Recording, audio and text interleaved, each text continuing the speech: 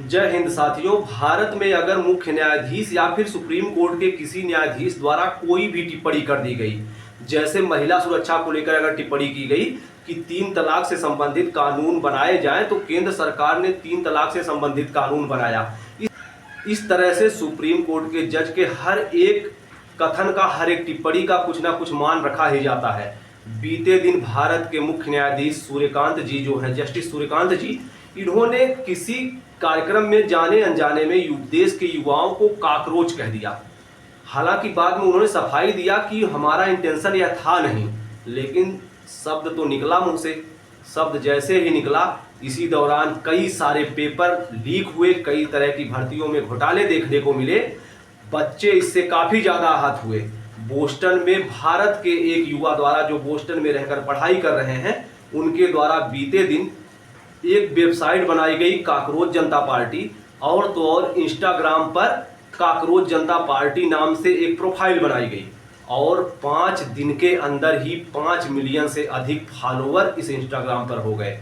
तो यह काकरोच जनता पार्टी का एक तरह से भारत के युवा जो हैं, उनकी यह बुलंद आवाज है कहीं ना कहीं, जैसे नेपाल में हुआ। हालांकि उसका वह एक अलग इशू था, कुछ वैसे ही मिलता जुलता भारत के युवा यहाँ पर काकरोच जनता पार्टी का निर्माण कर गए। हालांकि देखना है यह कहाँ तक पहुँचता है। एक तरह का यह आंदोलन बन चुका है। यह कहाँ तक पहुँचता है, यह भविष्य के गर्भ में ही छुपा हुआ है, क्योंकि भारत में इतना तगड़ा जो सिस्टम है, उससे भी इनको लड़ना पड़ेगा।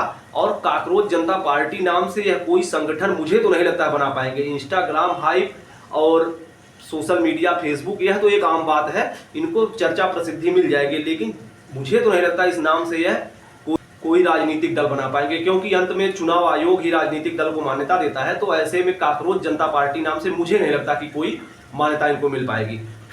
फिलहाल अगर बात किया जाए इस पार्टी के संस्थापक कौन हैं, तो इसके संस्थापक अभिजीत डिपके हैं, जो बोस्टन यूनिवर्सिटी में रहकर अमेरिका में ही पढ़ाई कर रहे हैं और अमेरिका में ही हैं। कुछ दिन यह आम आदमी पार्टी के सोशल मीडिया हैंडल से भी जुड़े थे, जो आम आदमी पार्टी के लिए नैरेटिव बनाने का काम करते थे। तो एक तरह से आम आदमी पार्टी से इनका कुछ लगाव भी रहा है, कहीं ना कहीं इनका पहले से ही राजनीतिक जुड़ाव रहा है। तो जैसे ही सीजेआई साहब के मुख से यह निकला काकरोच, कि उन्होंने उस शब्द को उन्होंने लपक लिया, और कहीं ना कहीं उस पर अब तक अगर देखा जाए पिछले 5 दिन का जो ट्रेंड रहा है, अब तक इसमें यह सही साबित हुए हैं। और क्योंकि गंदगी जब पनपती है, जब घर में गंदगी हो जाती है, तो काकरोच का उदय होता है। और ऐसे काकरोचों से निपटने के लिए मालिकों की जिम्मेदारी क्या बन रही है, यह भारत के भविष्य में ही पता चलेगा। फिलहाल मुझे इस नाम से कोई पार्टी बनती हुई अभी तो नहीं दिखाई दे रही है। सोशल मीडिया की पार्टी एक अलग है। और रही बात, युवा जुड़ जाते हैं क्योंकि उनको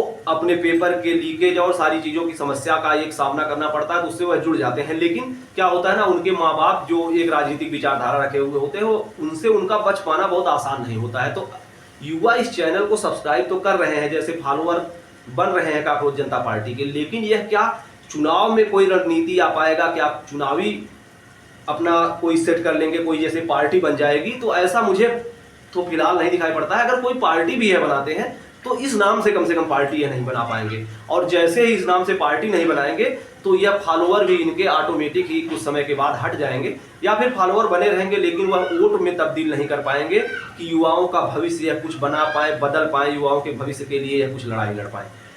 फिलहाल इस घटनाक्रम पर मेरा नजरिया यही बन पाया है। आप लोगों को क्या लगता है, आप लोग कमेंट बॉक्स में जरूर बताएं। और हाँ, काकरोच जनता पार्टी को अगर आप चाहते हैं तो इंस्टाग्राम पर आसानी से मिल जाएगा, क्योंकि बहुत ही बड़ा हुआ ट्रेंड है। आप इसको फॉलो कर सकते हैं, नहीं भी कर सकते हैं। और सरकारें चल रही हैं, मचल रही हैं, पेपर हो रहा है, लीक हो रहा है, इससे बहुत इफेक्ट पड़ने वाला नहीं है। बहुत बहुत धन्यवाद।